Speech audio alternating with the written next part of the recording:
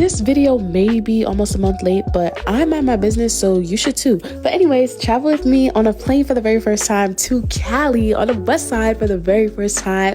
So it was a pretty exciting ride, y'all. It was my first time on a plane. I cried 3 times before I got on a plane, but we're not going to talk about that. Mind your business. We of course flew United, one of the safest airlines. So the flight was cool. As you can see, I was pretty fine once I got on. Tapped the plane for good luck, and I fortunately got a window seat, and I handled it like a champ. I recorded us flying. It was a pretty great flight, y'all. I'm not gonna lie. The views, impeccable.